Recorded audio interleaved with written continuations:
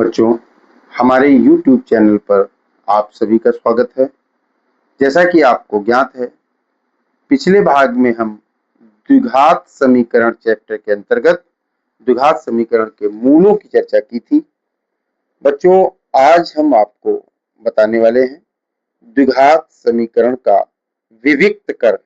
बच्चों, यह विविक्त कर इतना महत्वपूर्ण भाग है कि इसके माध्यम से आप किसी द्विघात समीकरण को हल किए बिना ही आप उसके विषय में जान जाएंगे कि उसके मूल किस प्रकार के हैं, वास्तविक हैं, भिन्न भिन्न, काल्पनिक हैं या कैसे हैं, इनके विषय में आप जान जाएंगे। आइए बच्चों, हम द्विघात समीकरण के विविक्त कर की बात करते हैं। द्विघात समीकरण का विविक्त कर। अब विविक्त कर को जानने के लिए सबसे पहले द्विघात समीकरण बच्चों मानक रूप लिखेंगे ax² plus bx plus c बराबर 0 का विविक्त कर d बराबर b² माइनस 4ac। बच्चों, यही विविक्त कर है आपका और इसे ज्ञात करना है। ठीक, यही आपका विविक्त कर है।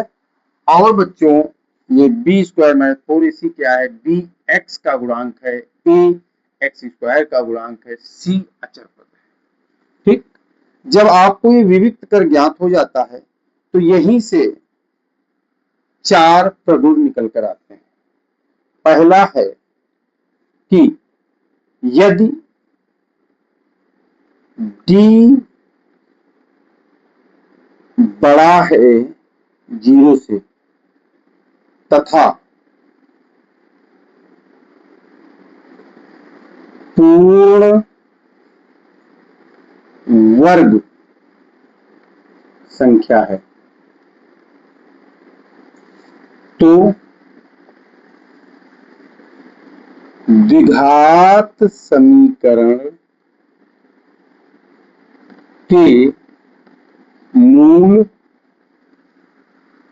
वास्तविक, परिमेय एवं भिन्न भिन्न होंगी। पहली बात। दूसरा प्रगुण आया, यदि d बड़ा तो है 0 से परंतु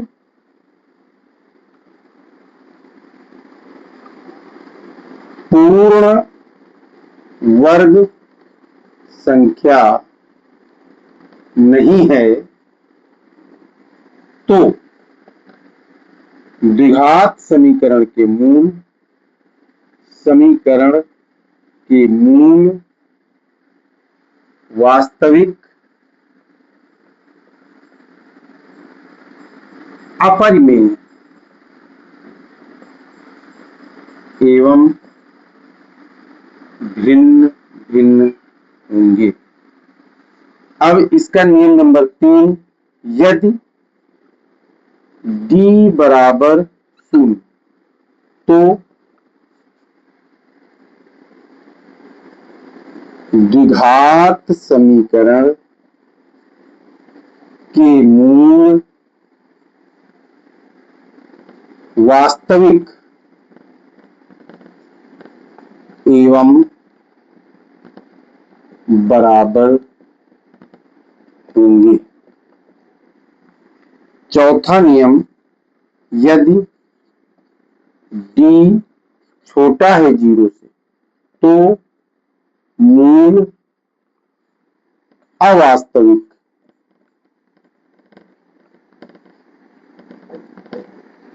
एवं काल्पनिक होंगे। बच्चों, ये द्विघात समीकरण के विविक्त कर के प्रगुण हैं। एक बात और ध्यान रखना है, द्विघात समीकरण के मूल परिमेय तभी होंगे जब द्विघात समीकरण के जो पूर्णांक हैं वह भी परिमेय हों। द्विघात समीकरण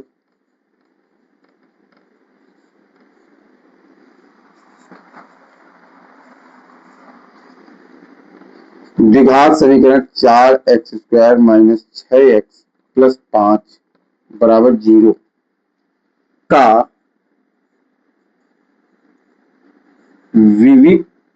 विविक्त कर ज्ञात करो एवं मूलों की प्रकृति बताइए। प्रकृति का मतलब है कैसे हैं। तो बच्चों कुछ नहीं है, आपका समीकरण लिखा है सामने, आप यहां से सीधे निकालेंगे d बराबर b² माइनस 4ac। बच्चों अब यहां पर b² क्या होता है, x का गुणांक, यानी -6 की घात 2 माइनस 4 इंटू ए आपका 4 है और सी आपका 5 है।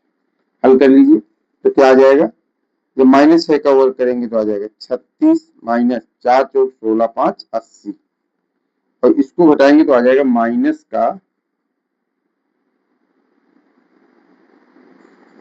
44। अब लिख सकते हैं आप, चूंकि d छोटा है किससे, 0 से, भाई -44 है, माइनस लग गया तो 0 से छोटा है, ठीक। इसलिए मूल क्या होंगे, अवास्तविक एवं काल्पनिक होंगे। बच्चों आपको डी का मान भी निकाल दिया आपने और मूलों की प्रकृति भी बता दी। आइए एक और एग्जांपल लेते हैं। द्विघात समीकरण x² प्लस 6x प्लस 9 के मूलों की प्रकृति बताइए। ठीक बच्चों, अगर इसको हल करने में दिक्कत आ रही है तो आप द्विघात समीकरण का व्यापक उपयोग ax² plus bx plus c बराबर 0 से तुलना कराने पर, किसकी तुलना कराने पर, ये जो द्विघात समीकरण दिया है इसकी इससे तुलना कराइए। तो देखिए a बराबर क्या हो जाएगा, a बराबर आपका हो जाएगा कितना, कुछ नहीं लिखा तो 1, b बराबर 6 और c बराबर 9। बच्चों बिना हाथ पैर मारे आप d निकालिए।